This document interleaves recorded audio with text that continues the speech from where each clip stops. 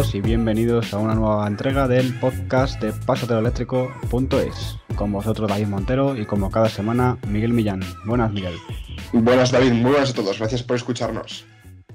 Y una semana especial, una semana que las noticias nos favorecen, ¿no? Con ese anuncio del gobierno. ¿Cómo lo ha llevado esta semana? Con este movimiento que ha habido en medios y en la tele, en radio y en prensa escrita, la verdad que muy bien. ¿Cómo ha sido tu visión, Miguel, de esto? El gobierno ha propuesto una ley de cambio climático y transición energética, como comentabas, David, y en ella aparece la prohibición de la venta de vehículos diésel, gasolina e híbridos para 2040, y estos dejarán de poder circular por nuestras carreteras en 2050. Entre otras medidas, fija como obligatoria la instalación de puntos de recarga en las gasolineras en función de su número de ventas. Y bueno, otros apartados también así muy importantes que incluye esta nueva ley es que todos los municipios con más de 50.000 habitantes tendrán que contar con zonas de bajas emisiones y pondrán también fin a la entrega de licencias de fracking en España y fomentarán la instalación de más de 3.000 megavatios de energías renovables para los próximos años.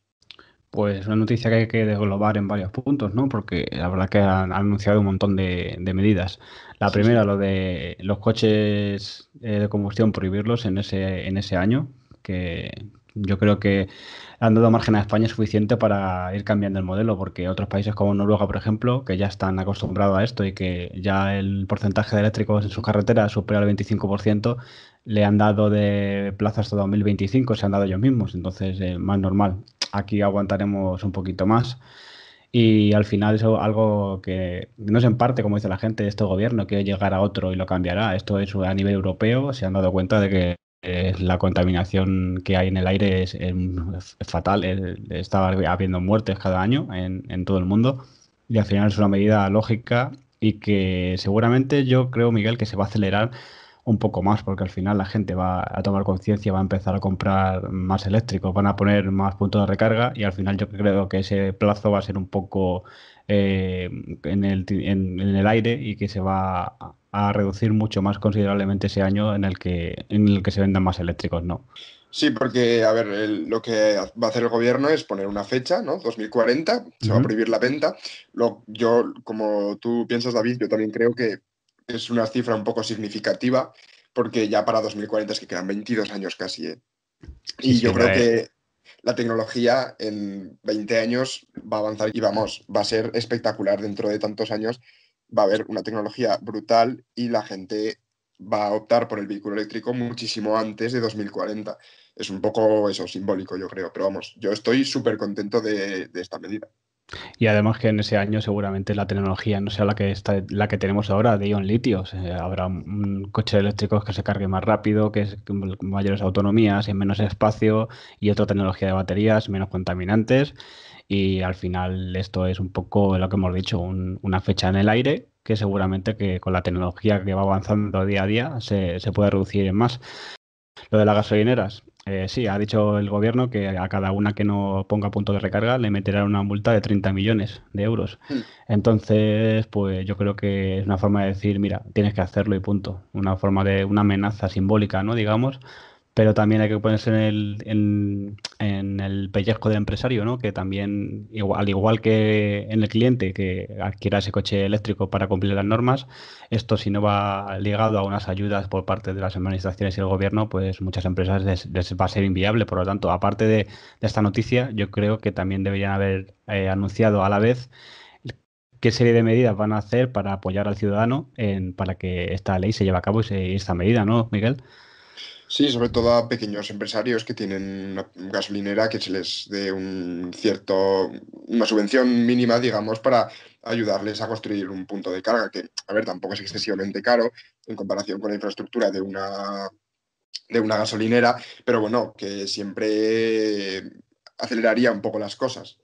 Sí, es un gasto extra que no lo tenían contemplado y que lo hemos dicho siempre en diferentes medios. Todo cambio de movilidad o cambio disruptivo como el que vamos a vivir tiene que ir ser consecuente también con unas ayudas porque la gente que se acaba de comprar un coche a combustión hace escasamente unos meses o un año o lo que se lo compre dentro de 10 años, cuando ya esté cercana a la prohibición, pues tendremos que darle también una ayuda para que se desprenda de ese coche contaminante, que va a ser un beneficio para todos que se desprenda de él, pero también una ayuda económica para que esa persona pueda adquirir ese nuevo coche no contaminante, ¿no? Sí, pero yo creo que esto también, esta barrera que está poniendo el gobierno no es solo para marcar a los fabricantes, sino también para dar un poco de tranquilidad a la gente que ha comprado ahora un vehículo diésel o de gasolina nuevo y que piensa que le van a prohibir circular y bueno, ves las cifras, dices, bueno, me van a prohibir circular dentro de 32 años.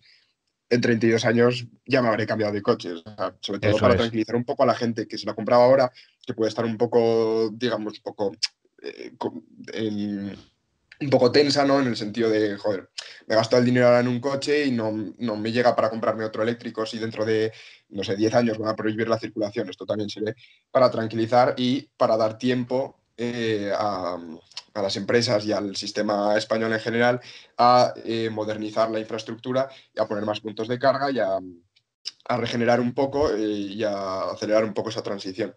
efectivamente, y habrá gente que en estos años que todavía faltan para esa norma tengan hasta más de dos coches. O sea, que no que se compre ahora uno y ya no le valga, sino que a lo mejor en esta 32 años tiene más de uno y más de dos, ¿no? Claro, a partir de 2030, o sea, si a partir de 2040 ya van a prohibir la venta en sí, a partir de 2030 es que la gente va a decir, ¿para qué me voy a comprar un coche de gasolina si dentro de 10 años ya no se van a vender más y dentro de 20 me van a prohibir circular? Me voy a gastar un poco más, que yo tampoco creo que vayan a costar más un coche eléctrico que uno de gasolina dentro de 10 años, porque yo creo que costará menos. Pero bueno, poniéndonos en el peor de los casos, me voy a gastar un poco más de dinero en un coche eléctrico que me va a durar muchísimo más y encima me va a permitir circular a partir de la prohibición. Exactamente, y la gente lo que va a ver es que como faltan todavía muchos años, a medida que avance la tecnología, va a llegar a un punto en el que el coche eléctrico se cargue antes, valga menos, haya más puntos de recarga, y entonces ya paulatinamente la gente directamente por voto propio va a ir tirando al eléctrico y van a dejar de venderse directamente los de combustión. Si podemos ligar esto, si quieres, David, de lo que has dicho de que va a haber más puntos de recarga, con lo que anunció ayer Endesa. Así es, estuvimos en el Teatro Goya, aquí en Madrid, donde anunció una nueva medida que llevan toda la semana preparando esta presentación y han anunciado un departamento nuevo llamado Endesa X, un departamento para que tiene como nombre, como norma, e-mobility for everyone, o sea, movilidad eléctrica para todos, y que se ha comprometido a instalar de aquí a 5 años hasta 100.000 puntos de recarga por toda España. Es que a mí esta cifra me parece espectacular, David. cien mil Sí, sí, 100.000 puntos, es una barbaridad. es exagerada. Ha dicho que de aquí a 2020 va a instalar unos 8.500 o algo así que tiene ya más o menos listos para montar y subvencionados o lo que sea, pero que conforme la demanda vaya creciendo, tienen capital hasta esos 100.000 puntos de recarga, tanto para domicilios como para carga pública. O sea, 8.500 puntos de aquí a un poco más de un año. Eso es, han dicho como fecha límite 2020. 2020. Joder. La También verdad es han, que es una noticia buenísima también. Hoy estamos cargados de buenas noticias. Sí, la verdad que últimamente Endesa se está invirtiendo mucho en inmovilidad. También ha dicho, por ejemplo, que van a ayudar a que esas empresas, fábricas y comercios también sean e-commerce y empresas. Han puesto en todos los sectores han puesto su E delante y que van a intentar llevar al futuro a una Smart City totalmente sostenible, renovable e invertir mucho más en energía renovable y también que a nivel de marca, sus empleados, de hecho han dicho que de aquí también a poco tiempo, no sé si dijeron también ese 2020, un 10% de los empleados de Endesa en toda España va a tener coche eléctrico. Es sin duda, David, una muy buena noticia, pero yo a ver si nos va a pasar como con Apple y con el iPhone, que le van a poner la I a todo y vamos a estar en la e-City, en la e-empresa.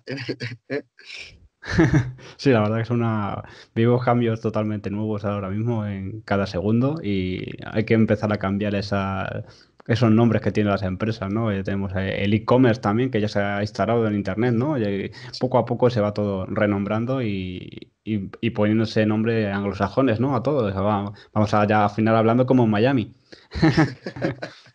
Muy buena noticia, David. Vamos, si quieres, con la siguiente.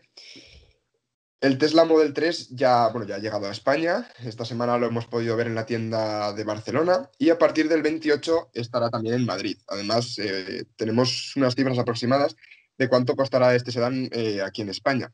La versión estándar partirá de unos 40.000 euros. La estándar con el dual motor costará unos 47.000 euros aproximadamente. La mid-range, que sacó hace poco Tesla, costará unos 46.000. La long range 56 y la long range dual motor performance 68.000. Bueno, pues vamos a ahorrar para ese Dual Motor Performance, ¿no? El Ron Rage, que yo creo que es el mejor de todos. No, Por pero al final supuesto. sí está claro que se especulaba sobre esos 35.000 euros de la versión estándar y al final sí que se ha visto que seguramente ya se aproxime más a esos 40.000. Habrá que ver cómo se queda con las ayudas y todo eso, pero la verdad que es un Tesla, es un coche grande y una buena calidad y por 40.000 euros con descuento a lo mejor se puede quedar 35.000. Si es que Ujú. 35.000 euros te vale ahora mismo sin descuentos un e-Golf o te vale un Leaf que le equipes un poquito. Por lo tanto, son precios en la medida, en la competencia. Hay que contar con esas ayudas y es un digno competidor de los coches que hay actualmente. También, Miguel, decir que el día 28 de noviembre lo tendremos en Madrid, en la calle Serrano también, ¿no? En la store que tiene allí Tesla. Sí, ya podréis, si todos los que estéis interesados en ver el Model 3 en persona, tocarlo, entrar dentro, toquetear la pantalla, podréis, si vivís en Madrid o en los alrededores, podréis ir a la Tesla Store que hay ahí y informaros un poco con los empleados. Así es, y seguro que encantados de que entréis, toqueteéis y con sus mesas abiertas para abrir nuevas reservas a clientes, ¿no? Que seguro que esos clientes que todavía no tenían claro si reservar ese o comprar un S o comprar otro coche, seguramente al Ujú. verlo ya en persona, sentarse, ver la pantalla esa central que a mucha gente le echa para atrás no tener el HUD delante, cuando ya se habitúe y vea que sí puede ser su coche pues seguramente haya gente que in situ ya haga una reserva allí, ¿no?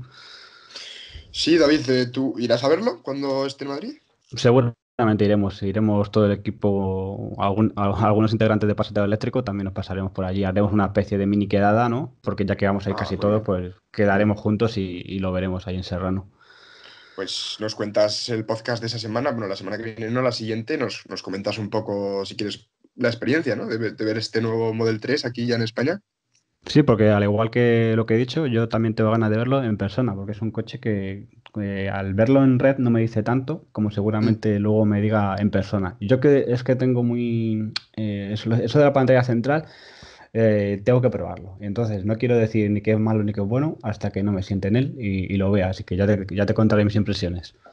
Pues en poquitos días ya lo podrás contar. Otra muy buena noticia, también relacionada con el Model 3, es que vendrá equipado con una toma CCS Combo y bueno, los Model S y Model X podrán adquirir también un adaptador y esto bueno, permitirá a los vehículos de Tesla acceder no solamente a la red de supercargadores, sino a redes de recarga rápida, pues como Ionity o como la red que comentábamos antes que va a desarrollar Endesa.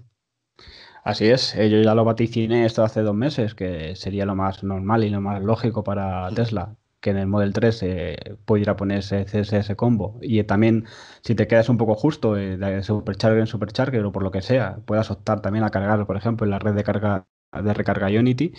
Y es un avance todo lo que sea poder acceder a más puntos de recarga, pues aquí Tesla ha hecho una cosa buena y es poner esa toma que al final solamente es sacar 2 pines más de corriente continua debajo. Y también con ese adaptador para el Model S y X, pues también más europeizar, mano, los modelos que tiene aquí en Europa, ¿no? Que si ya tenía ese adaptador de Chademo se podía adquirir, pues otro adaptador más que al final ya no tienes excusa para cargar en ningún sitio. Por lo tanto, también otra buena noticia y que a mucha gente le habrá sorprendido, pero yo me la esperaba, ¿no? Es una noticia lógica. Sí, porque muchísimos puntos de recarga aquí en Europa llevan el CCS Combo y para Tesla va a ser otro plus más, el poder cargar no solamente en su red de supercargadores, sino poder cargar ya, pues es que en todos los puntos de recarga de Europa.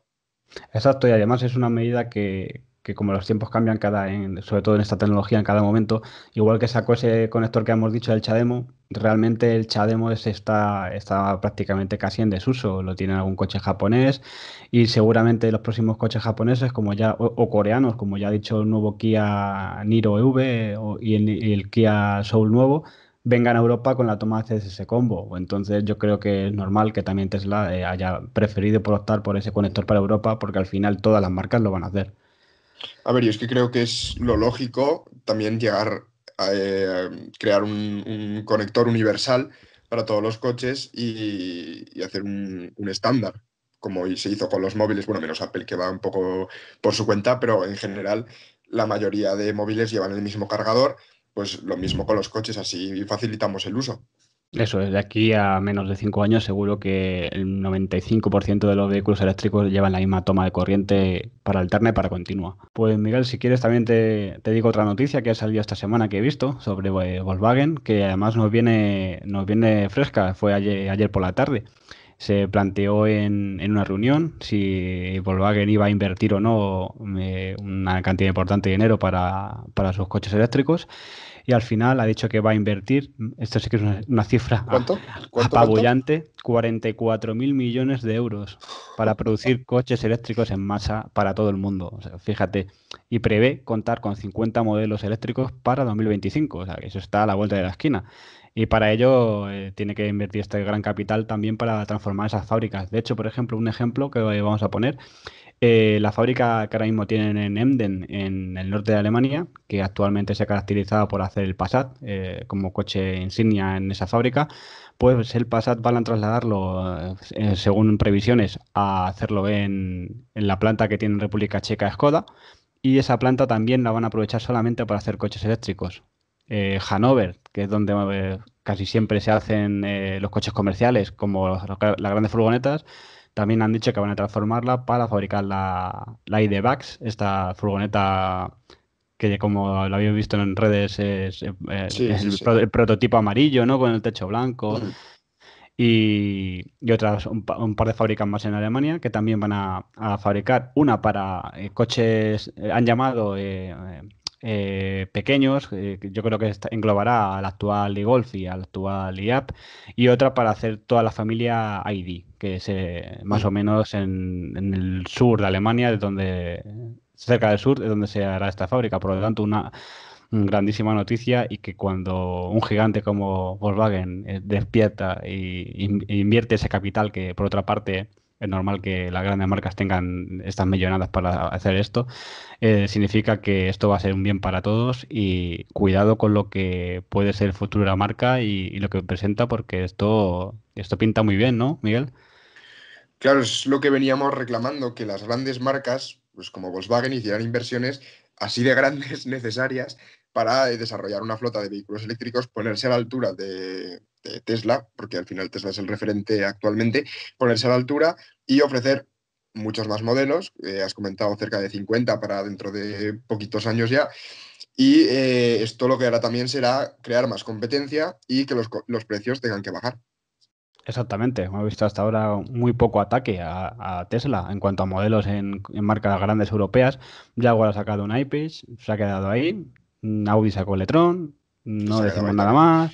Mercedes el EQC, va sacando modelos como con cuentagotas, pero en realidad Volkswagen yo creo que es una de las pocas que actualmente está invirtiendo y sacando modelos, porque ha sido, no sé, Miguel, si tú tienes otro recuerdo, pero en cuanto a prototipos y a fechas de Mm, 2020 a 2025, ¿quién es el que ha presentado más en todos los salones? Yo creo que sí, Volkswagen, ¿no? completamente. Son los más ambiciosos en este sentido de plantearse planes de aquí a 5 años vamos a tener 30 modelos, 40 modelos, incluso 50 modelos y realmente hacerlo.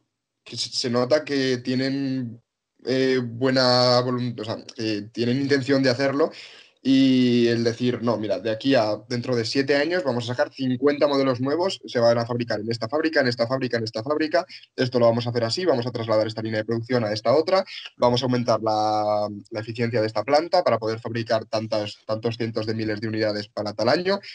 Realmente un plan medianamente detallado que se nota que de verdad lo van a hacer. Exactamente. Y yo creo que también en gran parte por ese tirón que tiene el mercado asiático, que como a los asiáticos les encanta el grupo Volkswagen, de hecho hacen hasta modelos especiales para ellos. Y entonces, como hay países como China o países como la India están con ese problema que tienen de calidad de aire, pues está la gente optando por... Y hay prohibiciones que te dicen que tienes que comprar un coche eléctrico sí o sí. Entonces, liderar ese mercado es una de sus metas y yo creo que con esta inversión buscan hacerse uno de los fabricantes a nivel global mayor de coches eléctricos. Habrá que ver qué tal son esos modelos, que la verdad es que van a ser muchísimos modelos, así que a ver si podemos probar alguno cuando lo presenten. Exactamente. Exactamente. Así tenemos para esa prueba para pasatero eléctrico y poder que podáis todos ver que podáis ver esas cualidades que tienen estos coches y qué nivel de automatismo tienen o le dejan tener en Europa también, porque también Hmm. están presumiendo de que su tecnología en cuanto a coche autónomo va a ser muy novedosa, ¿no? Pues eso habrá que verlo en las presentaciones que hagan en los próximos meses o años, no lo sé cuándo serán las presentaciones de estos vehículos. Habrá que ver cuán de avanzada es esa tecnología. Exactamente. Pues hasta aquí las noticias de esta semana, ¿no, Miguel? Sí, David, ha sido una semana con unas noticias muy positivas para el mundo del vehículo eléctrico y ya veremos cómo se va a imponer esto de forma rapidísima. Así es. Y hoy os dejamos con una entrevista también peculiar. Como sabéis, aquí desde Pasato Eléctrico no somos para nada unos fanáticos cerrados y tenemos siempre la mente abierta, porque aunque sepamos que el coche eléctrico es la única solución y la más limpia, no queremos absorber las ideas a la gente y queremos que piensen por sí mismas, que para eso estamos en el año 2018, ¿no? Y solemos invitar a gente, como la semana pasada, estuvimos ese debate sobre el gas. Solemos invitar a gente que engloba todos los sectores para que vosotros seáis libres de tener esa opinión, que al final, si es coherente, es el coche eléctrico la única solución. Entonces hemos invitado esta semana a Oriol Canut, que trabaja en la empresa Greenchem, que se dedica en parte a hacer AdBlue para esos motores diésel actuales, para reducir esos NOx y que ha hecho un estudio, ha hecho algo que se llama el libro verde del diésel. A mí me pareció muy curioso cuando lo vi en una entrevista que hizo ABC y me puse en contacto con él para que estuviera nuestro podcast y nos pudiera contar qué es ese libro verde del diésel. Y la verdad que ha quedado una entrevista, yo creo, muy buena y que cada uno luego saque las conclusiones que quiera, ¿no? Entonces, os dejamos con esa entrevista de la semana.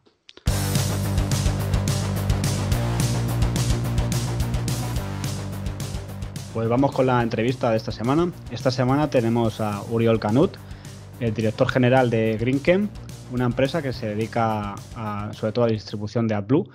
Y le tenemos en esta ocasión, en este debate, para nuestro podcast, porque los chicos de ABC Motor, gran amigos míos, han hecho un artículo sobre un estudio que ha hecho el señor Uriol, que se llama El libro verde del diésel, y entonces a raíz de ese artículo me pareció bien traerlo aquí para que compartirlo con vosotros, con los oyentes de nuestro podcast, para que Oriol nos diga exactamente qué es ese libro de verde del diésel y nos despeje unas cuantas dudas que seguro que dan lugar a ello si cualquiera lee este estudio o este libro. Así que, ¿quién mejor que Uriol para que nos cuente qué es ese libro verde del diésel? Buenas, Uriol. Muy buenas, David. ¿Qué tal? Pues Pues, bien, gracias por darme voz en vuestro podcast. Para mí es una buena oportunidad de explicarme bien y de explicar el motivo que está detrás del hecho de editar este libro. Este libro viene a ser, en pocas palabras, viene a intentar sacar un poco los miedos encima de los posibles usuarios o compradores de vehículos diésel. Nuestra intención es dejar claro que el diésel es a día de hoy una tecnología que cumple con la mayoría de los requisitos, por no decir todos los requisitos a nivel de exigencias medioambientales, y que por otro lado es una tecnología que para determinadas necesidades de usuarios presentes y futuros pues cumple con la mayor parte de las expectativas que estos usuarios van a tener. Y exactamente cómo nace la idea de hacer este libro verde del diésel y qué consiste, para un breve resumen para los oyentes, que sepan qué es. Perfecto. Este libro lo que intenta es explicar que el diésel, igual que las otras tecnologías que hoy están disponibles en el mercado, forma parte del presente y del futuro dentro del mix de opciones del posible usuario de un vehículo tipo turismo en el futuro. Y también intentamos hacer un poco balance de cuáles son las otras tecnologías y cuáles son los otros vehículos disponibles, explicando algunos mitos algunos mitos sobre los cuales se está montando ahora la actual demonización sobre el diésel, perdón, e intentar desmitificarlos y explicar que algunas de las cosas que se dicen en relación al diésel no son 100% ciertas, del mismo modo que en relación a las otras tecnologías, pues hay cosas favorables y cosas no tan favorables.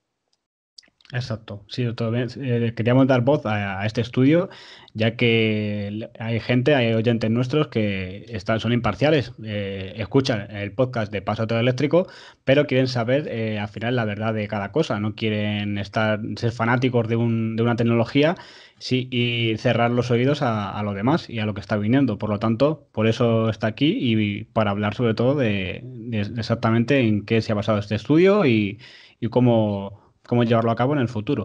Miguel, si quieres leer la siguiente cuestión. Bienvenido, Oriola, al podcast. Yo tengo una pregunta. ¿Qué sistemas anticontaminación tenemos actualmente en los coches diésel?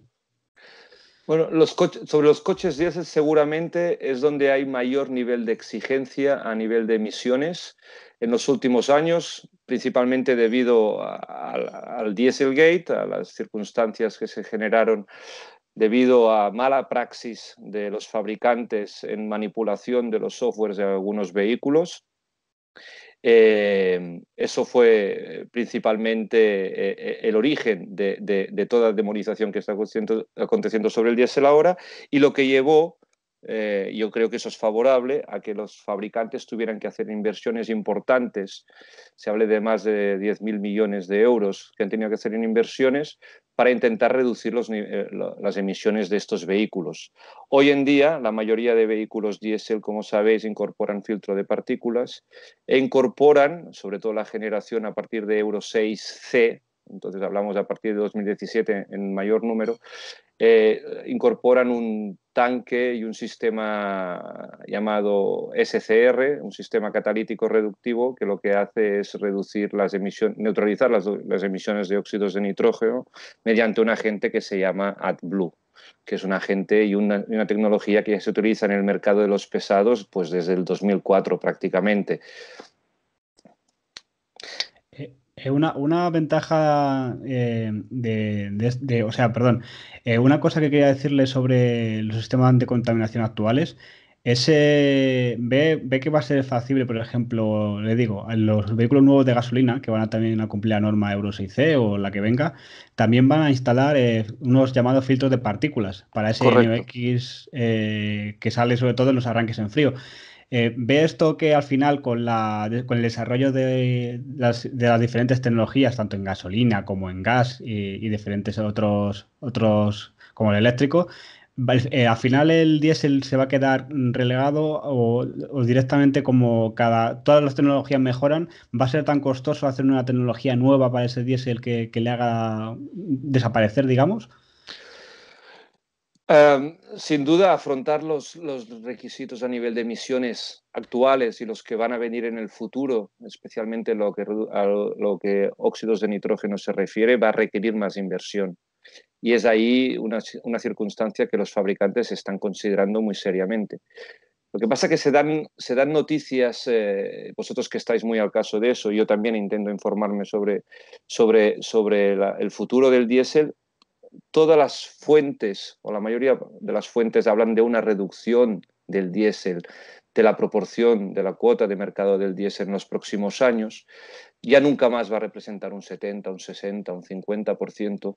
pero seguramente de aquí al 2030 el diésel va a continuar representando, ya sea en su forma de motor térmico 100%, que eso yo creo que ya sí, como diría una ministra amiga mía, tiene los días contados. Seguramente iríamos más hacia la microhibridación, que es algo que, bueno, podemos discutir, podemos hablar un poco sobre ella, pero sí que parece que es la opción que están escogiendo la mayoría de fabricantes para cumplir con los niveles exigidos por parte de la Unión Europea de ahora en adelante. Y esa microhibridación es muy posible, que sabéis que se puede aplicar tanto a diésel como a gasolina, va a garantizar, al menos las voces y las personas que tienen más datos sobre lo que va a acontecer sobre el futuro, el diésel se va a mantener, al menos hasta 2030, en porcentajes que pueden estar entre el 20 y el 30%.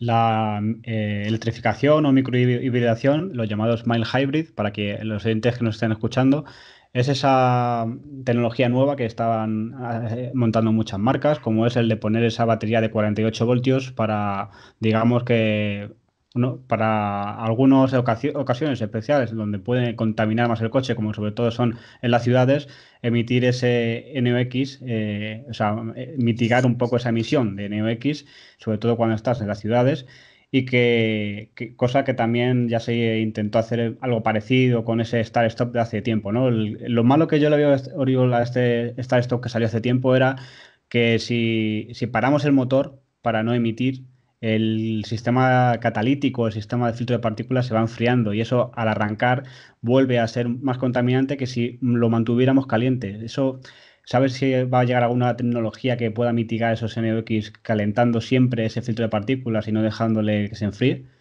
Bueno, Bosch habla, yo no tengo los datos concretos, pero lo que he leído sobre Bosch parece ser que tiene una tecnología precisamente para poder mitigar esas emisiones de NOx en motores en frío. Se habla de unas emisiones de NOx muy por debajo de lo que exige actualmente la norma y lo que va a exigir Euro 6D, que como sabéis entra en vigencia a partir del 2020. Hablan de 13 miligramos por kilómetro de emisiones con esa tecnología. Es algo que supongo que está en estudio, pero Bosch es una empresa bastante relevante y me entiendo que cuando están diciendo que tienen el método, tienen la tecnología para reducir las emisiones de NOx, incluso en motores en frío, creo que es algo que hay que tratar seriamente. Yo tengo aquí un dato, como hemos hablado antes, sobre el porcentaje, por ejemplo, de matriculaciones de diésel, que era en 2016 casi un 57% y en agosto de este año es solamente el 37,3%. ¿Cree usted que ese llamado Dieselgate le ha hecho bastante daño al diésel actual? Sin duda, sin duda. Y la verdad nunca me escucharéis defender a los fabricantes. No tengo ningún tipo de interés en defender lo que han hecho los fabricantes. En todo caso, criticaría que hayan hecho trampa algunos de ellos en relación a las emisiones de los vehículos diésel, porque seguramente estaríamos teniendo otro tipo de conversación a día de hoy si no hubiese acontecido lo que aconteció, que fue una simple manipulación de los softwares. Lo que está claro es que la tecnología diésel como tal, si las cosas se hacen como se tienen que hacer y sin mentir y sin engañar, es una tecnología que a día de hoy es una tecnología tan válida como las otras existentes. Así es. Por ejemplo, marcas como Volkswagen, cuando en coches afectados con ese Dieselgate, aparte de algunos reprogramarlos, tales como son el modelo Saran, obsequiaban con 10 cargas de AdBlue adicionales porque sabían que ahora al modificar ese software el coche iba a consumir muchísimo más, lo que da pie a decir ya como cliente desconfiar un poco en, aparte de estos vehículos ya comprados, a futuros comprados. Entonces ahí está el miedo y de la gente y ese respeto que tiene ahora a comprar diésel, porque el miedo yo creo a ser de nuevamente estafado por cualquier marca, ¿no? Bueno, yo creo que el miedo hoy en día ya no va tanto en relación a ser estafado, que yo creo que hoy en día existen suficientes métodos de control y hay un ojo encima de todo el tema del diésel a nivel europeo bastante importante. Yo creo que el miedo hoy del usuario, del posible comprador, viene más a las posibles restricciones que ese tipo de vehículos puedan tener en las ciudades, ¿no? Eso yo creo que es hoy en día la principal resultado de todo ese proceso del Dieselgate, que hoy en día existe miedo a comprar un vehículo diésel porque no sabes primero el valor que vas a tener a la hora de venderlo, porque si escuchamos determinados comentarios a nivel político, pues yo mismo tendría dudas sobre comprar un vehículo diésel porque no sabría exactamente si luego lo podría vender en el mercado de segunda mano. Y segundo, por el tema de las restricciones en las ciudades. En el libro intentamos explicar que eso de las restricciones en las ciudades hay que estudiarlo con mucho detalle porque hay que ver a qué vehículos afecta, con qué etiqueta. Hoy estamos hablando de un mild hybrid, como mencionabas antes, que tiene etiqueta eco. Podemos discutir si es justo o no que tenga etiqueta eco o un mild hybrid. Yo creo que no es justo en general que un vehículo diésel Euro 6 tenga la misma etiqueta que un vehículo diésel Euro 5 del 2014. Yo creo que no se corresponde en absoluto las emisiones del uno y el otro. Y también podríamos discutir si un mild hybrid es merecedor de una etiqueta eco, pero en realidad esas son las circunstancias actuales. Exacto, y además es lo que la normativa dice, claro. Esa pegatina la dan por ciertas emisiones que ese motor se ha comprobado ahora mismo que las cumple. Por lo tanto, esa etiqueta. Como ya hemos visto también con el anterior podcast en ese estudio del GNC, que al final se ha visto que no ayuda nada al actual transporte y que incluso a veces emite algo más que el diésel. Entonces, esto es lo que la gente desconfía en si la tecnología al final, pues, tanto uno como otra sea verdadera y vaya a emitir lo que dicen. Miguel, vamos con, si quieres con la siguiente cuestión. Pues sí, Oriol, yo tengo una pregunta, otra pregunta es que como fabricantes de AdBlue, si nos podías explicar un poco qué ventajas tiene los vehículos que lo incorporan con respecto a los vehículos diésel pues que no lo llevan. Sin duda es la neutralización de los óxidos de nitrógeno. Los óxidos de nitrógeno son causantes de la polución ambiental que se encuentra en las grandes ciudades, de la nube tóxica que cubre algunas de las principales ciudades europeas y además son muy dañinos para la salud propiamente del aire que respiramos, ¿no? Entonces los óxidos, el AdBlue lo que intenta, lo que hace en realidad es neutralizar esas emisiones de óxidos de nitrógeno hasta niveles que unos años atrás eran impensables. O sea, estamos hablando de reducciones en 15 años de prácticamente el 90% en emisiones de óxidos de nitrógeno. Yo creo que ahí se ha hecho un muy buen trabajo. Yo te quería preguntar, Uriol, ese AdBlue, el proceso de fabricación, que ya sabemos que es urea, eh, ¿tiene algún contaminante, tanto para, aparte de distribuirlo, quiero decir, para fabricarlo hasta que llega al vehículo? ¿Es contaminante hacer AdBlue? La materia prima principal para fabricar AdBlue es el gas natural.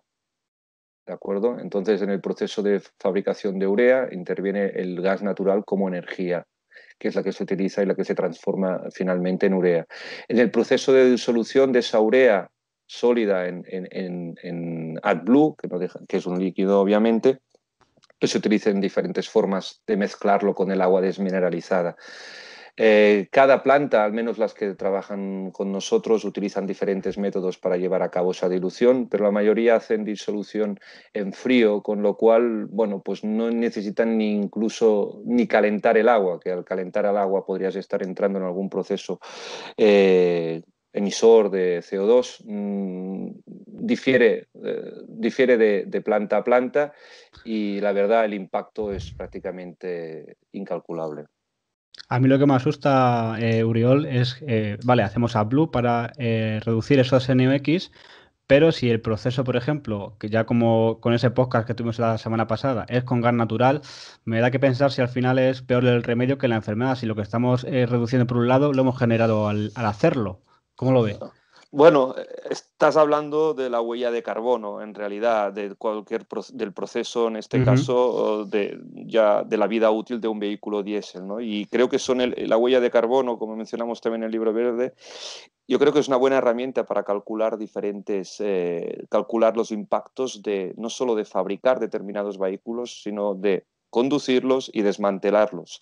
Ahí sí que es cierto que el gas natural, pues como sabemos, es emisor, no es una tecnología 100% limpia, pero al mismo tiempo, bueno, hay en relación a otra tipología, a otras tecnologías que están hoy disponibles, pues hay otros elementos que también cabría valorar dentro de lo que es la huella de carbono.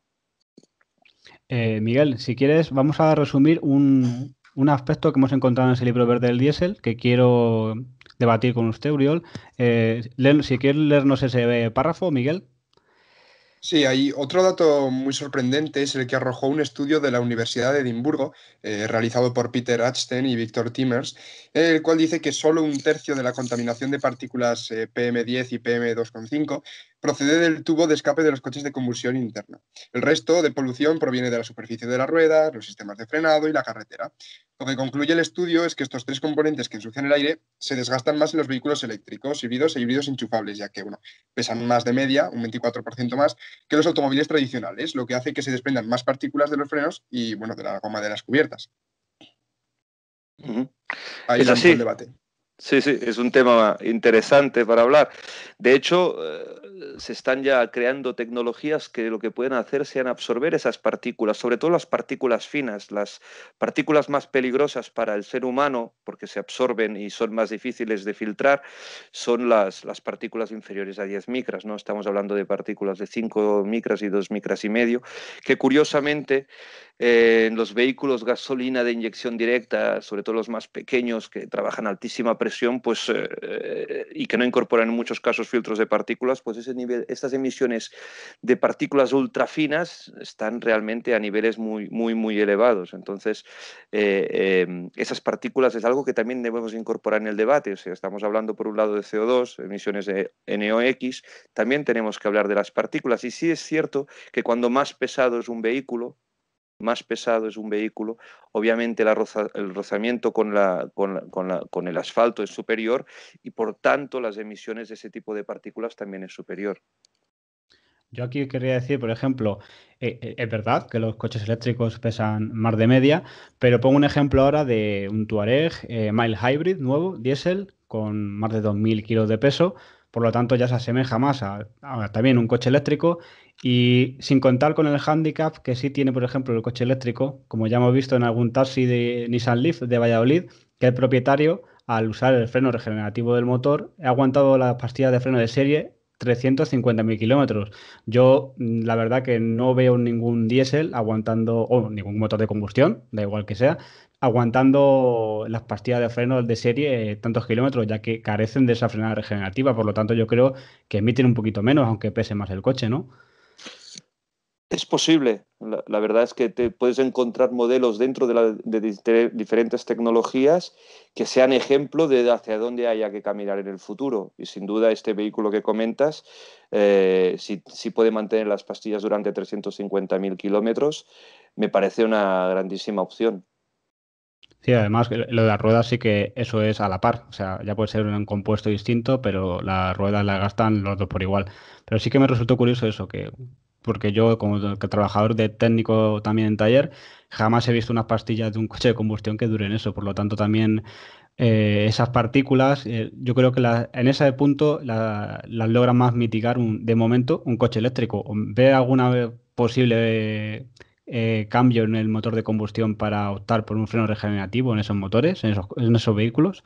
Esa parte no te la voy a poder responder porque desconozco técnicamente si eso es posible. Lo que sí he Ujú. podido comprobar es que se están investigando soluciones para que se pueda absorber al menos las partículas que se generan durante la frenada y durante el rozamiento propiamente con la carretera, sobre todo para que esas partículas no queden flotando en el aire.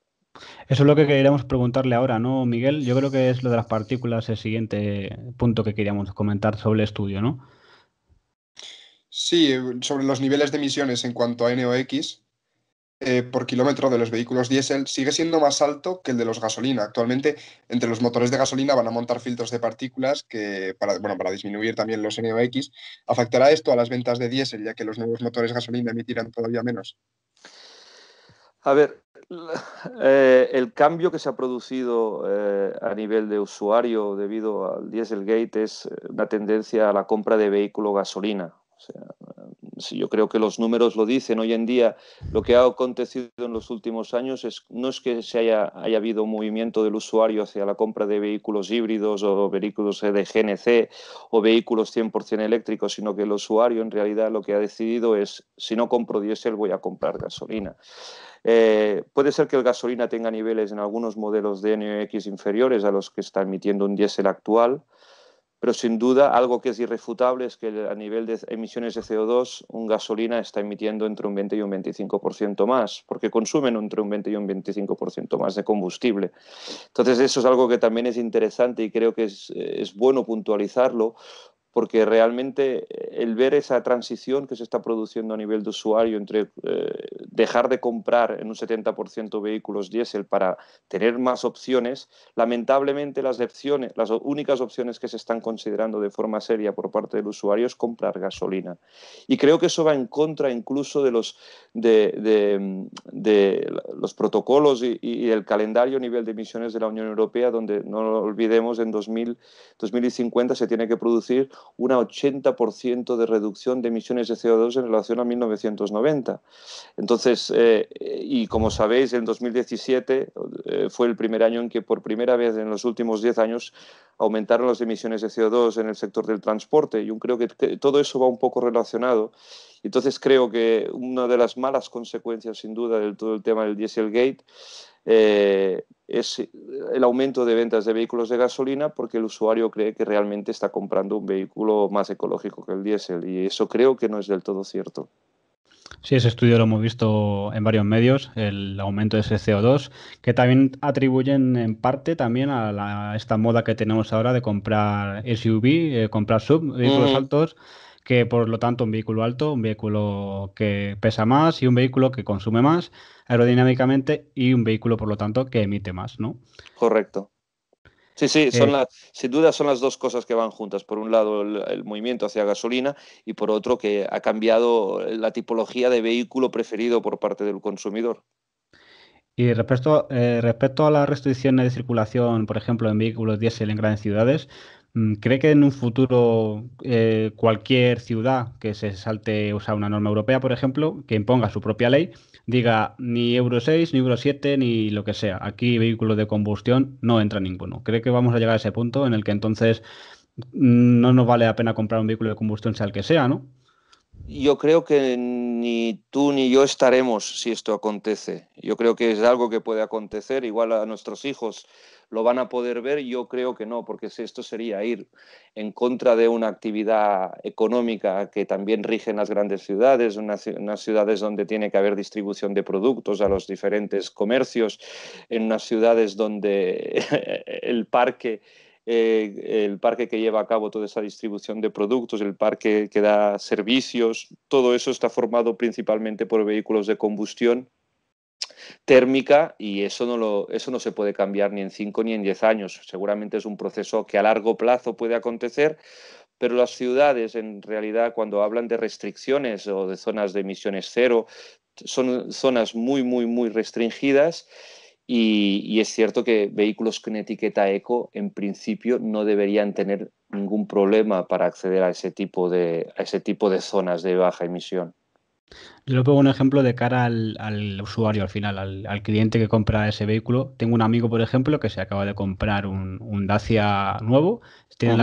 la etiqueta C, porque es un coche diésel con etiqueta C, Euro 6, y tiene el siguiente problema. Ahora ha salido la nueva normativa de gases de escape de emisiones en Madrid, y donde él vive es residente, por lo tanto, perfectamente puede entrar, vive en Madrid Centro y llegar y aparcar.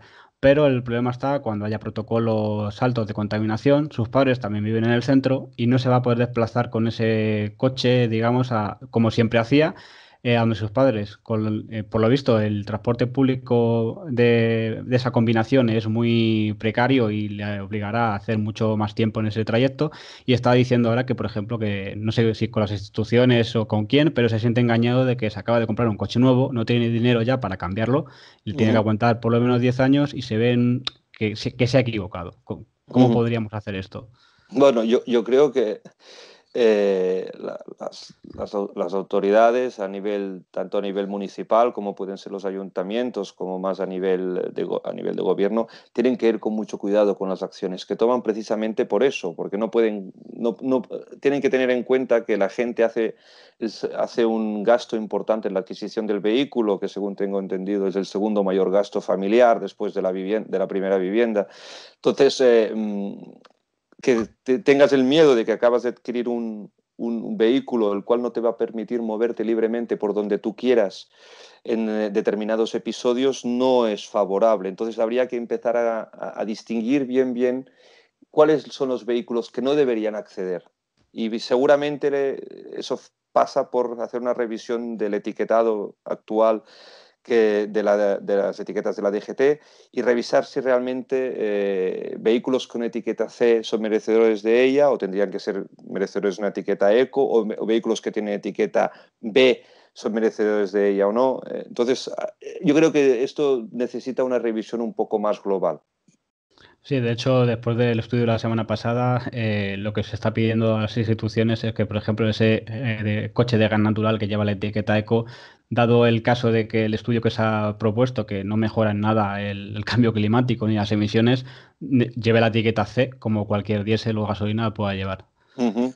Sí, sí. Yo creo que ese trabajo, lo que pasa que implica un trabajo técnico, y hay que ver hasta qué punto estamos dispuestos a entender que un trabajo técnico imparcial se lleva a cabo en eso sin ningún tipo de intereses detrás. Ujú.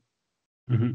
Porque Es- evidentemente, discúlpame, a nivel de las instalaciones de GNC, sabemos los intereses que hay, igual que hay intereses detrás del petróleo, sin ningún lugar a dudas, hay intereses detrás del gas, hay intereses también detrás de la electricidad, hay intereses detrás de cualquier actividad industrial y actividad comercial, con lo cual hay hay que ver hasta dónde llegamos en hacer un trabajo imparcial que realmente sea satisfactorio para el futuro de nuestro planeta. Miguel, sí. La siguiente cuestión, por favor. Sí, volviendo un poco atrás al tema de la venta de vehículos eléctricos, ¿ve en un futuro cercano de aquí a más o menos unos 5 años la venta masiva de los vehículos diésel será adelantada, como ya lo está haciendo en ventas por los vehículos gasolina o nuevas tecnologías, ya sé, pues vehículos eléctricos, híbridos? Bueno, el propio secretario general de ACIA habla de que ACIA es la Asociación Europea de Fabricantes de Vehículos. Prevé que el 2030 el 20% de los coches matriculados sean eléctricos. Y también se habla que para el 2025 en ese momento las matriculaciones ya sean un 25% ya sean de vehículos eléctricos y un 30% puedan ser de vehículos híbridos, sin especificar esos híbridos a qué se refiere, si se refiere también, incluye también a los mild hybrids. Entonces está claro que la tendencia es que el mix al que estamos acostumbrados a nivel de vehículo turismo va a cambiar en los próximos años. No está, lo que creo que nadie tiene muy claro es si realmente se va a imponer el vehículo eléctrico o si la pila de combustible, que según pude leer, escuchar en la entrevista que le hiciste a Marcos Rupérez hace más o menos un mes, que fue muy interesante, si realmente Ujú. está cerca de ser una realidad o estamos todavía en una fase muy inicial. Lo que está claro es que diferentes tecnologías van a ir apareciendo, tecnologías van a mejorar lo que hay ahora, especialmente en el vehículo eléctrico, creo, que la materia prima necesaria actual, esos minerales que son de acceso muy restringido y que aparte pues son objeto de especulación, como está claro, si realmente el motor eléctrico, el vehículo eléctrico se tiene que fundamentar en esos minerales o hay que investigar otras opciones de materias primas que se autogeneren, por decirlo de alguna forma. Entonces, viéndolo a 15 años vista, seguramente los porcentajes de las ventas de los diferentes vehículos va a cambiar, no se van a parecer en nada a lo que tenemos hoy. Yo si tuviera, por ejemplo, una empresa como la tienes la de Grinken, de AdBlue, o si fuera el trabajador de esa empresa, directamente con las noticias que tenemos ahora, tendría miedo de mi futuro, porque imagínese que de un día para otro, como están pasando cada noticia, que además que cambia el mundo en un momento, nos dicen que ahora ya tampoco vale la norma de anticontaminación que hay y que van a poner normas mucho más restrictivas que ya llegue a ser un punto en que los fabricantes y las instituciones vean incluso no factible seguir trabajando con determinados combustibles como el diésel o gasolina porque no merece la pena y va a ser más costoso aún que lo que va a dar de resultado luego a beneficio. ¿Tiene miedo de que llegue ese momento? Pues la verdad, miedo, tengo miedo a pocas cosas, pero sí que a nivel profesional obviamente hay una parte de intranquilidad, por decirlo de alguna forma, de riesgo de lo que va a acontecer en el futuro. Pero, por ejemplo, os quiero dar el dato de lo que está aconteciendo en Japón, ¿no? En Japón sabéis que era un mercado donde el diésel, bueno, se le dio carpetazo, para decirlo de una forma, y en el 2000, en el 2015 lo que era el parque de vehículos diésel representaba menos de un 1%. Ahora, Ahora se están ofreciendo ayudas a los usuarios que compren un vehículo diésel e incluso se está ofreciendo descuentos en lo que es en lo que es el impuesto sobre circulación. ¿Por qué? Porque, bueno, porque las autoridades niponas, que precisamente, como sabéis, los fabricantes nipones no son amantes del diésel y son de los primeros que han dicho que no van a fabricar diésel, pues han visto que las emisiones de CO2 están aumentando y que la tecnología diésel actual es una tecnología que permite, por un lado, a nivel de emisión de partículas y a nivel de emisión de NOx, están muy controladas y que, por otro lado, para aquellos usuarios que realizan un kilometraje anual pues que está por encima de los 15 o 20.000 kilómetros, es la tecnología más factible. Con lo cual, los planes que están proponiendo las autoridades niponas es que para el 2030 entre un 5 y un 10% del parque móvil sea diésel. O sea, nos estamos encontrando con noticias que van en contra de la mayoría de las que estamos recibiendo, con lo cual parece ser que el diésel no está tan tocado ni tiene los días tan contados como algunos nos quieren hacer creer. Sí, se está viendo que cada país o cada ciudad al final hace su propia ley y hace su propio negocio. Y al final, no sé si se sabe si con intereses o sin intereses, pero cada uno está haciendo lo que quiere aquí, ¿no? Miguel, si quieres con la siguiente cuestión. Sí, hablando un poco sobre la nueva norma de emisiones, el WLTP, ¿cómo cree que afectará a los vehículos diésel esta nueva normativa? Bueno, la WLTP como norma yo creo que es muy beneficiosa y nosotros como usuarios tendríamos que estar satisfechos de que por fin haya una norma que intente acercar los consumos a la realidad. Hablo de intentar acercar, porque como sabéis, nada se acerca a la realidad particular de cada uno de nosotros, pero sí que al menos el test en rodillo que incorpora la WLTP, por las características propias de las velocidades medias, del tipo de peso, el tipo de rueda, se va a acercar más a la realidad a nivel de emisiones. Y por otro lado, obviamente, en el caso de los diésel se incorpora RDE ya desde el año pasado en los nuevos vehículos, que también lo que intenta es acercar el nivel de emisiones a lo que es conducción real. Yo creo que esos son pasos muy relevantes que para algunos fabricantes ha supuesto algo inesperado. Parece raro, ¿no?, que para los fabricantes pueda aparecer alguna norma a la cual no estén preparados para ello, pero sí que es cierto que a día de hoy hay muchos vehículos de fabricantes que no están homologados porque simplemente no están preparados para pasar la normativa WLTP y por tanto han dejado de fabricarlos. Hay muchos vehículos que están ahí en la cola de homologación esperando poder llegar a esos niveles. Y eso ocurre con motorizaciones diésel. Y también el impacto es interesante de analizarlo sobre todo en vehículos híbridos. Vehículos híbridos con el antiguo método NEC prácticamente el motor eléctrico funcionaba en buena parte del test. Ahora con WLTP el motor eléctrico actúa muchísimo menos, con lo cual actúa más el motor térmico. Seguramente a nivel de emisiones los vehículos híbridos van a tener que declarar o están declarando unos niveles de emisiones WLTP mucho más elevados de lo que venían declarando hasta ahora. Eso solo para dar un ejemplo de que WLTP en general es beneficioso y todo lo que sea acercarnos a la realidad del vehículo que vamos a adquirir es bueno. Exacto, además se está viendo, por ejemplo, en esos coches híbridos enchufables que también se van a ver afectados, como por ejemplo esos que estaban justitos, que no llegan casi a los 40 kilómetros de autonomía en eléctrico puro, con esta nueva norma van a tener o que aumentar esa batería o hacer algo para llegar a lo que le exige esa etiqueta cero, que por otro lado me parece perfecto, porque un coche que si de verdad luego no cumple esos 40 kilómetros en eléctrico para limpiar ese aire de las ciudades, me parece bien que tanto una tecnología como otra se aplique lo que se tiene que aplicar. Y si emite más o recorre menos en eléctrico, que le quiten esa pegatina o que directamente le hagan una modificación para cumplirla. También se está viendo mucho esto en motores de gasolina, que están aumentando cilindradas. O sea, cada uno se está haciendo su propio negocio con eso para intentar cumplir esa norma de emisiones. Y, por ejemplo, también se está viendo en algunos coches que esa norma que antes, por ejemplo, en eléctrico nos decían que 400 kilómetros en ciclo NEC, eso es muy alejado de la realidad. Y luego compraba a un cliente un coche y veía que hacía 280, eso también era un poco el engaño. Por eso yo creo que nos estamos yendo por el buen camino y para mí, de momento, la norma más, digamos, realista es la EPA americana, ¿no? Que por lo menos en el coche eléctrico se aproxima a autonomías reales. No sé si tiene datos de algún coche diésel respecto con Europa, con ese ciclo EPA. No lo tengo, no lo tengo, no tengo los datos. Miguel, si quieres con la siguiente cuestión. Sí, sí, ¿te parece, David, así un poco como para cerrar? Una pregunta sencilla, ¿no? Ujú. ¿Cuál es su postura respecto al vehículo eléctrico?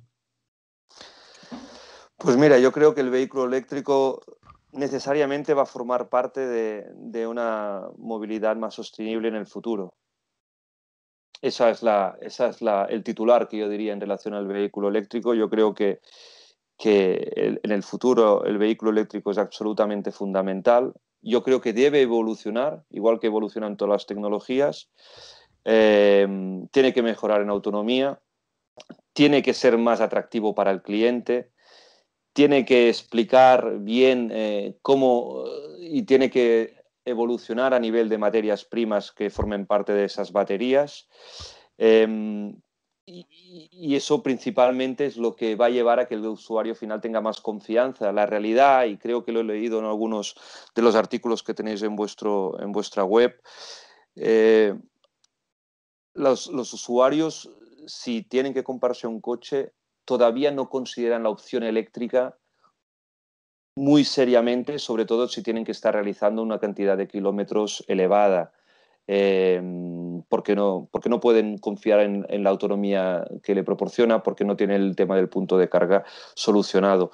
Yo creo que el eléctrico va a tener una parte del mercado, una parte importante en el futuro, sobre todo si se evoluciona en lo que decíamos a nivel de las materias primas que se utilizan en la fabricación de las baterías y se mejora, obviamente, en los puntos de carga y en la velocidad de la carga propiamente, pero el futuro no va solo con esos vehículos eléctricos, el futuro va, desde mi punto de vista, con la entrada de la pila de hidrógeno, con vehículos de motor térmico, ya sea en concepto de microhibridación, por ejemplo, cada vez más eficientes, que realmente demuestren que pueden estar con un nivel de emisiones muy, muy bajo. Yo creo que el futuro va por ahí, en que haya un mix de posibilidades muy superior a la que tenemos ahora. Y el eléctrico, por supuesto, va a formar parte de ese mix. Yo quiero leer un dato que tiene en el índice del libro verde del diésel, que dice que solo el 0,08% de los vehículos que circulan por nuestras carreteras se considera cero emisiones. Yo quiero preguntar de cuándo está hecho este libro verde del diésel, porque, por ejemplo, no sé la fecha, pero, por ejemplo, en enero de este año ya era un 0,7 los vehículos cero emisiones que recorrían nuestro país. Pues no te sabría decir ahora, la verdad es que no tengo el libro delante mío y no recuerdo el dato en concreto y no sé exactamente los datos de cuánto los estábamos tomando. Principalmente hablamos de datos de 2017.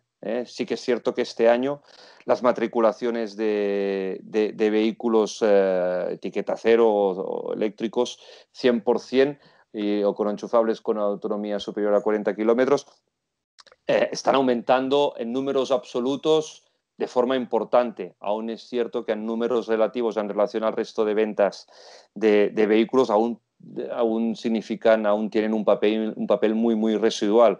Por contra, los vehículos híbridos sí que parece que están teniendo más aceptación por parte del usuario.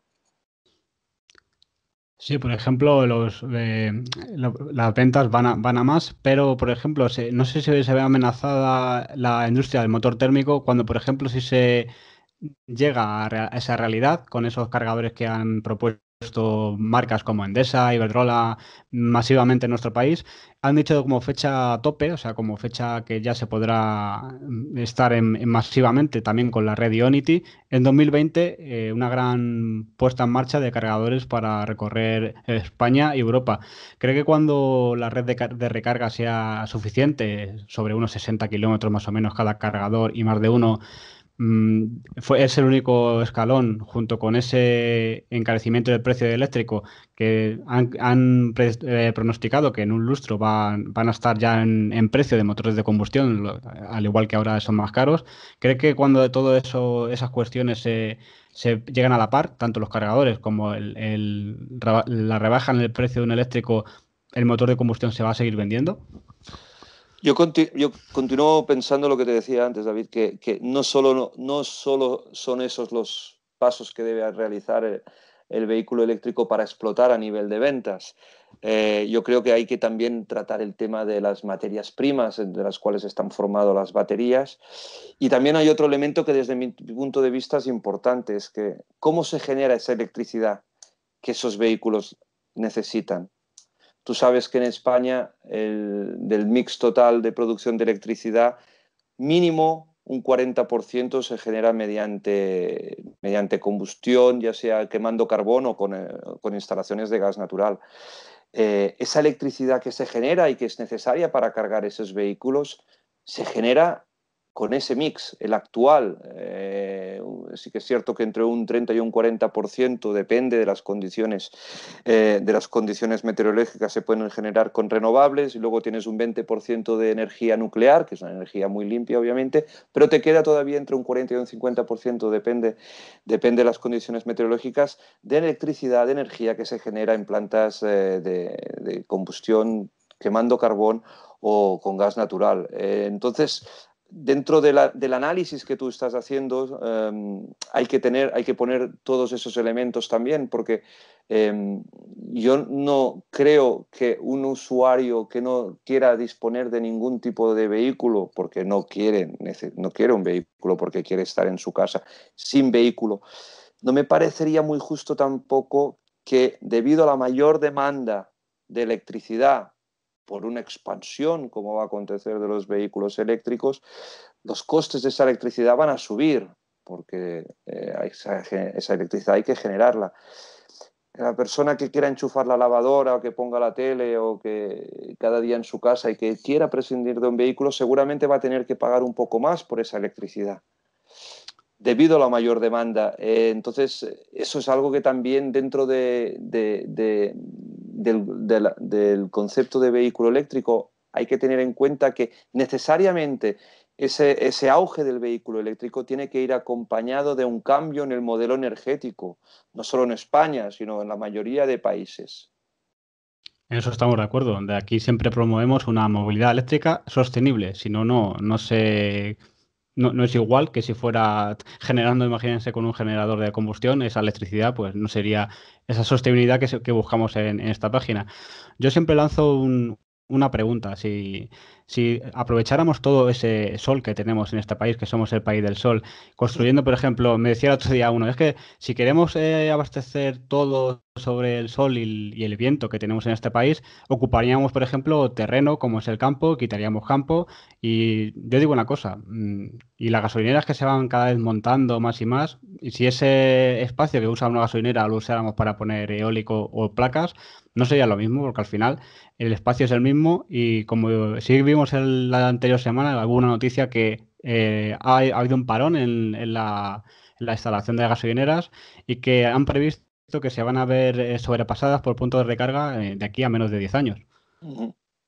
Bueno, todo eso son noticias que van saliendo. Yo como te puedes imaginar, por mi trabajo, tengo bastante relación con estaciones de servicio y tienen muchas dudas, ¿no? Tienen dudas de si tienen que montar puntos de recarga para vehículo eléctrico, de si tienen que hacer instalaciones de GNC o de GNL. Realmente tienen muchas opciones encima de la mesa.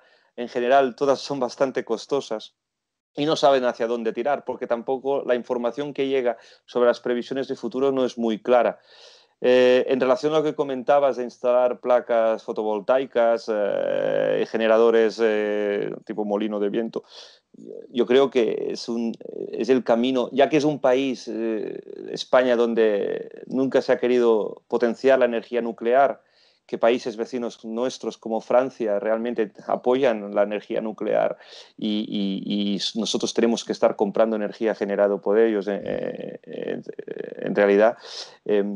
Algo tendremos que hacer para esa movilidad sostenible que pasa por un cambio del modelo también a nivel de generación de electricidad utilizando energías renovables. Es un caso también destacable el caso de Noruega, ¿no? Un país que es muy rico en petróleo, pero que en un día decidieron que no querían hacer uso del petróleo para las propias necesidades del país, sino que el petróleo lo utilizarían para venderlo, para ganar dinero con ello y con ello invertir en lo que están invirtiendo parques eólicos en el mar y generarse y tener en estos momentos una economía prácticamente sostenible a nivel de generación de electricidad.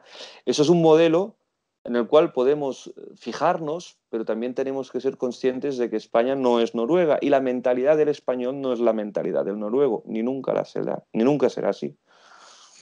Lo que estamos viendo, por ejemplo, aquí en España, es que las gasolineras también saben aprovechar el bien que tenemos en este país y es, por ejemplo, llenar todo el techo para abastecer esa gasolinera de placas solares y entonces la gasolinera se alimenta de energía solar, energía limpia y a la vez a ti te echa ese combustible fósil que es un poco contradictorio, ¿no? Yo me alimento del sol, pero tú sigues usando esto. Es un poco contradictorio. Me parece curioso el caso. Lo que no sabemos es eso, lo que ha dicho, de cuánto subirá la electricidad si al final los coches eléctricos se ponen en alza y todo el mundo tiene uno. Pero lo que sí estamos escuchando últimamente es que ya va a haber un impuesto al diésel, que lo puede equiparar hasta la gasolina. ¿Cómo ves esto también de cara a las ventas, al usuario? Bueno, hay muchos otros países en Europa donde el diésel ya es más caro que la gasolina y eso no ha influido en las ventas del vehículo. O sea, lo que está claro es que los vehículos diésel, el usuario que quiera adquirir un vehículo diésel, tiene que adquirirlo porque tiene que estar convencido que para el uso que le va a dar el vehículo es la mejor opción. Que hubiera además un diferencial de coste en relación a la gasolina, pues era un añadido. Que llegara un momento en que se igualarán los impuestos de forma que el precio del litro va a ser el mismo, de la misma forma, ni que fuera así, si estás conduciendo entre 15 o 20 mil kilómetros cada año, todavía te será más económico estar conduciendo un vehículo diésel que un vehículo gasolina. Hablando del gasolina, que es por supuesto, la otra opción más que el consumidor hoy en día tiene disponible y que realmente valora. Luego están también, por ejemplo, el hecho de esos sistemas anticontaminación, cada vez más electrónica, cada vez más componentes, y también de cara al envejecimiento del coche. Ya sabemos que el coche eléctrico lo puede hacer por fascículos cualquier persona, digamos, pero de cara a sistemas más de anticontaminación, a sistemas complejos, yo creo que puede haber más averías en un futuro a la vez que se pongan más sistemas anticontaminación en los coches, como se está viendo también en acumulación de carbonilla que va obturando esos radiadores de gases de escape, etcétera.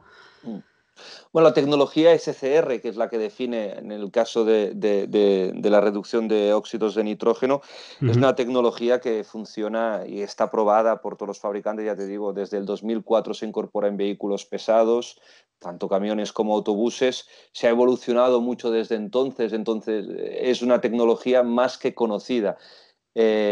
Obviamente para el usuario el tema de tener que rellenar su vehículo, además de con el carburante, en este caso el diésel, además tener que echar a Blue es una novedad para él, pero en realidad a nivel técnico se pueden dar algunas circunstancias de que colmatación de urea en el catalizador, es cierto, eso se puede dar. Son temas que a nivel técnico cada uno de los fabricantes tiene que ver cómo da solución, sobre todo al trabajar sobre todo en tema de trabajar a bajas temperaturas. Pero son temas que poco a poco se van solucionando y prueba de ello está pues, que las emisiones en conducción real, en RDE que se están realizando, los test que se están realizando en vehículos diésel, están dando que los niveles son los realmente exigidos por la normativa. Yo creo que eso es la mejor prueba de ello. Cuando me hablas de sistemas de electrónica que incorporan los vehículos, bueno, es cierto, pero seguramente a nivel de electrónica hay vehículos no necesariamente diésel, que incorporan un nivel de electrónica muy superior y no por eso dejan de ser menos fiables, ¿no? Estoy pensando en un Tesla, por ejemplo, que cada vez que entro en uno me da la sensación que estoy dentro de un avión. Es una maravilla tecnológica lo que es un Tesla, y me imagino que toda la carga electrónica que lleva ese vehículo también es muy, muy importante. Como ha hecho también, he trabajado bastante con sistemas de SCR, sistemas AdBlue, y lo que tiene es un poder de cristalización tremendo en, digamos, a bajas temperaturas o a temperaturas ambiente. Caso de que me he llegado a tener que cambiar varias bombas de depósito que impulsan ese AdBlue. En el caso de usuarios es lo que le acabo de comentar. Al final teme ese incremento de averías que le puedan causar, porque el otro día me lo decía alguien, dice, se me ha caído un poquito al suelo y se ha formado como cristalitos, ¿no? Entonces me da pie a que pensar que qué le estoy metiendo a mi coche. ¿Cómo se puede decir esto para calmar ese miedo que tiene el cliente que tiene un coche con AdBlue? Bueno, yo creo que para calmar al cliente lo que hay que decir es que en general los problemas a los que estás haciendo referencia son minúsculos. Ya te digo, a nivel de transporte pesado, la tecnología existe desde hace más de 12 años, está más que probada y prácticamente no hay ninguna nota negativa en relación a eso. También se incorpora no solo en vehículos pesados, sino estamos hablando de vehículos de 7,5 toneladas, los vehículos que hacen reparto en ciudades que no trabajan con el mismo rendimiento que puede trabajar un vehículo pesado.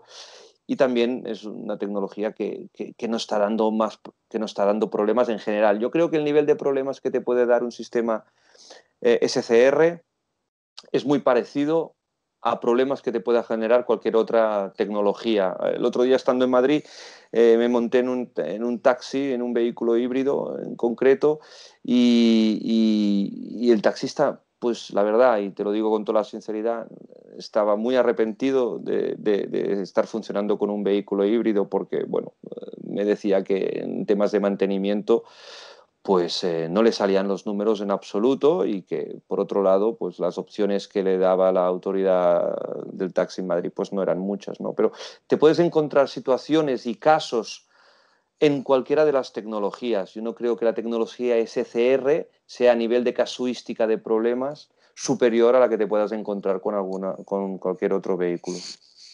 Exactamente, el coche híbrido yo creo que mucha gente se ha arrepentido, porque al final es un coche de gasolina que el 90% del tiempo va en gasolina y que encima te han incrementado 200 kilos más el coche y con más posibilidades de averías, por ejemplo, de la bomba que hace el cambio de híbrido a combustión, y al final hay mucha gente que se arrepiente por eso, porque no logra una ventaja tampoco, porque no llega a ser un híbrido enchufable, que tienes ese hándicap de trabajar con esa electricidad que también te ha podido salir gratuita si has cargado en algún centro comercial, por ejemplo, pero sí, para mí no es ningún avance, ¿no? Tanto igual que el GNC o el GLP, el coche híbrido yo creo que tuvo su día, como cuando salió con Toyota en ese 97, pero yo creo que ya ha llegado a un punto en que tiene que dejar paso a otra tecnología, ¿no? Quiero hacer una última cuestión, porque mucha gente por redes pregunta lo mismo. Al oír que íbamos a hacer un debate sobre el libro verde del diésel, han hecho una pregunta y quiero ver cuál es su punto de vista sobre si el diésel, me ha hecho alguna gente, es tan diésel, perdón, si el diésel es tan verde, pues ¿por qué no prueban esas autoridades o quien fabrica eso o quien dice eso a estar él y su familia, por ejemplo, en un garaje cerrado un par de horas con el motor arrancado? Yo con el coche eléctrico puedo hacerlo sin ningún problema. ¿Lo haría o por qué entonces es tan limpio no lo haría? Es un poco llevarlo al extremo, ¿no? Claro, Como no, yo a esa persona le diría que, bueno, que al mismo tiempo que yo no me metería dentro de un garaje en general con un coche en marcha, por supuesto, si es diésel, no creo que sea algo natural de hacer, de meterte dentro de un garaje con el coche en marcha. Seguramente en la planta donde se genera la electricidad que monta el vehículo, que está cargando el vehículo eléctrico, tampoco me metería. Sobre todo si queman carbón. Yo creo que ahí tampoco me metería. Bueno, en el caso esta persona que nos contactó por Twitter tiene fotovoltaica en casa, por lo tanto él lo decía con un pleno grado, ¿no? Y además dice que ahora con el impuesto al sol están más que de acuerdo en que seguramente la mayoría de clientes con vehículo eléctrico que buscan esa sostenibilidad se monten placas solares, ¿no? Y busquen esa Por su, energía limpia. Hombre, en ese caso se cumplen todos los requisitos para que sea un círculo muy sostenible. Lo que pasa es que solo el 35% de los habitantes de España disponen de garaje privado. Si solo el 35% disponen de garaje propio para meter su vehículo, entiendo que las personas que tienen capacidad de meter placas fotovoltaicas en su casa tampoco debe ser demasiado elevado, ¿no? No, sí, tiene que haber una tecnología que dé pie a eso, a gente que no tiene garaje. Como ya hay centros comerciales que usan energía verde, como Lidl o cualquier otro centro comercial que tiene fotovoltaica y a través de eso pone un cargador para vehículos eléctricos, esa gente que vive en pisos efectivamente no tiene posibilidad en la torre de casa de poner tantas placas para abastecer a todos los vecinos de electricidad limpia. Yo creo que había que tener una solución para eso porque el coche eléctrico, si no va ligado a una sostenibilidad, no es limpio ni nada por el estilo. Por Pues muchas, supuesto. pues muchas gracias, Oriol, por acompañarnos hoy. Gracias a vosotros, David. Nos ha quedado claro lo que quiere decir el libro verde del diésel y he acercado más esa tecnología de la Blue, yo creo, a los oyentes que no sepan qué es eso y cómo funciona y sobre todo en respecto a emisiones y cómo se comporta. Perfecto, agradezco vuestro tiempo. Muchas gracias, Miguel, también por haber estado. Gracias, Muchas Miguel. gracias, David. Muchas gracias, Oriol. Gracias a vosotros. Pues hasta aquí el podcast de esta semana. Espero que os haya gustado y que esa entrevista, debate que hemos tenido, os haya abierto los ojos en muchas tecnologías. Yo me quedo con una cosa, Miguel. Eh, en la tecnología esta de la Blue que se usa para reducir emisiones, se hace con gas natural. Entonces, ¿no crees Sí, que eso es lo comido por lo servido? es un poco contraproducente. Sirve para disminuir un poco la emisión de esas partículas, pero por otra parte se utiliza un gas que tampoco es que sea muy limpio en sí mismo. Exacto, emite CO2 para hacer el AdBlue con ese gas natural y luego reduce los NOx. Entonces, no sé, bueno, no sé, lo ¿Hasta qué dejamos ahí punto para es 100% que... positivo? Exactamente. Nos gustaría que dejarais, tanto para bien como para mal, vuestra opinión Por supuesto. sobre este libro verde del diésel, porque al igual que yo, seguramente que Oriol quiere saber qué os ha parecido, ¿no? Ese estudio que ha hecho. Entonces, hacer comentarios, por favor, y para que se los hagamos llegar y que cada uno opine desde su juicio que si esto está bien o qué le ha Claro, claro. parecido o si esto está mal. Y yo voy a decir otra cosa, Miguel. He recibido muchas preguntas por Twitter o por correo esta semana sobre gente que quiere adquirir un eléctrico y que van Sí. disparando ahí al azar a gente, que ¿cuál me compro? No sé si sabréis que tenemos en Pasateo Eléctrico una sección que nunca nos ponemos de acuerdo, pero uno de los que llevan a cabo esto, que es Emilio, nuestro redactor, va a venir en un podcast para hablar sobre ello. Pero tenemos una sección que se llama Personal Shopper, donde tú en la página web, en pasateoeléctrico.es, introduces una serie de datos como qué viajes haces, qué capital tienes disponible para adquirir un coche, etcétera, dónde vives, es un piso, es un garaje propio y la verdad que te recomiendan un equipo de expertos qué coche es el que te puede solucionar tu día a día diario o cuál va a ser tu futuro coche sin que tengas que buscar en cualquier web de qué coche me viene bien, que tengas que hacer números. Nosotros te asesoramos y te decimos qué coche en este momento te viene a ti bien, ¿no? ¿Sabes lo mejor de todo, David? Que es Dime. gratis. Que es Eso gratis. es. Eso sobre todo, porque la gente va a asustar. No, no, un personal shopper, ¿y eso cuánto va a cobrar? Para eso lo busco yo. No, no. Es No, gratis. Como sabéis, completamente gratis. en Pasateo Eléctrico somos una ONG que se dedica a ayudar a todo el mundo. y entonces no vamos a cobrar por hacer eso, al igual que nos cobramos por escuchar este podcast, ¿no, Miguel? Por supuesto, ni un duro, David. Entonces, pues ahí os lo dejo. Si os metéis en pasateléctrico.es, en ese apartado Personal Shopper, cualquiera que tenga dudas sobre un coche eléctrico, te asesoramos y te decimos actualmente cuál puede solucionar tu día a día. Y hasta Yo, aquí. David, si me permites un momento, creo Sí. que deberíamos inaugurar una nueva sección del podcast, porque tenemos las noticias, luego la entrevista, las preguntas a la semana, que como no nos mandáis preguntas al correo de podcast@pasateroeléctrico, no tenemos ninguna para contestaros, así que si tenéis alguna duda ya nos podéis enviarlas a ese correo. Yo creo que podríamos inaugurar la sección del spam de la semana para meter un poco de spam en el podcast. Sí, ¿no? Como esto, que Por acabamos eso, de por eso. colar, ¿no? No, pero al final es una cosa que Sí, la sí, gente sí, me súper pregunta mucho y útil. entonces veo que hay gente que lo sabe y hay gente que no lo sabe. Entonces, si quieres un coche, pues o cualquier cosa que busques, en Pasado Eléctrico está, como ese también el calculador de ruta, ¿no? Si tienes un viaje, te calculamos la ruta y te decimos dónde cargar en ese viaje que vas a hacer. O sea que al final... No hace falta preguntar, tengo esta duda, tengo la otra. Directamente, seguramente el 95% de las cosas, metiéndote en Se resuelvas. pasadeeléctrico.es, eso es, te las resolvemos. Pues nada, Miguel, hasta aquí el podcast de la semana. Espero que os guste a todos los oyentes, como siempre. Y seguiremos adelante y no sé, la semana que viene seguro que también estamos con una entrevista que os gusta bastante, de la que no vamos a hablar.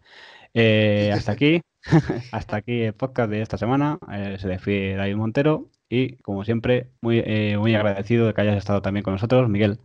No te preocupes, David, para eso estamos, hombre. Pues nada más, como siempre, pasa todo eléctrico. ¡Au!